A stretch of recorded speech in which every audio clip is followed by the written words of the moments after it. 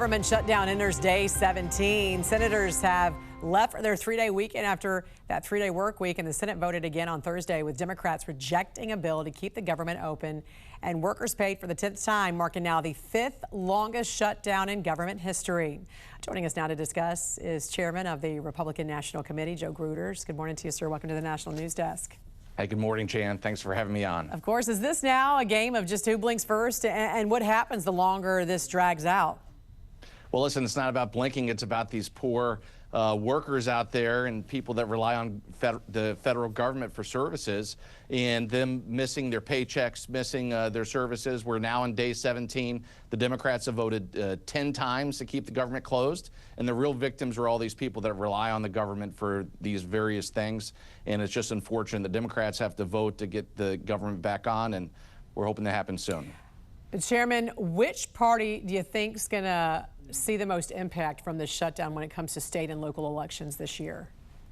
Well, listen, I don't think it's about politics or elections. I just think it's about the victims, and it's about the federal workers. It's about our armed services. It's about the veterans benefits.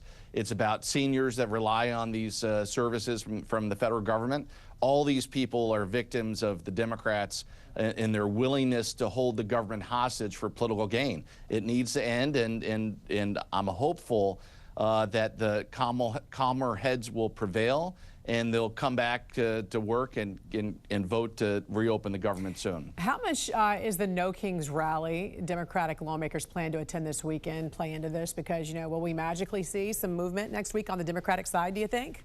Well, listen, what you keep on hearing is the Democrats are beholden to their left-wing base, and that they want to have this rally first before they come to the negotiating table to vote to open the government back up. And when you hold the services from veterans and from law enforcement officials and from Border Patrol officials to play political games, it's wrong. And but yes, I think that's what you're hearing out there is maybe there will be some movement as a result. But it just goes to show you that they're beholden to the left-wing extreme segment of their party. What elections are you specifically keeping a close eye on right now that you feel could be representative of what we could see in the midterms?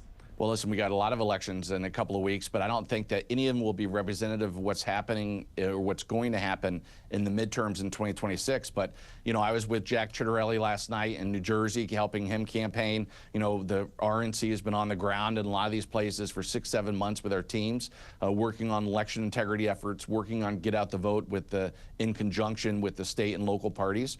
We think we have some momentum out there, and specifically Jack Ciattarelli, doing an absolute phenomenal job once again to try to build momentum. And we're optimistic, but when we're going to continue to do everything we can to help our candidates. How's he doing there, by the way? He's doing great. Listen, I've been with him a couple of times, and the momentum that he's building on the ground is really impressive. I mean, he has a coalition of folks that are trying to help put him in. And because for one, I think he's a great candidate. On the other side, I think Mikey Sherrill's been a terrible candidate. I think she's made one mistake after the next. I think Jack has taken advantage of that, and I think we have a real opportunity maybe for a pickup there. All right, great to see you this morning, and congrats on your new role there as RNC chair. Joe Gruters, have a great weekend. Thanks so much, Jan.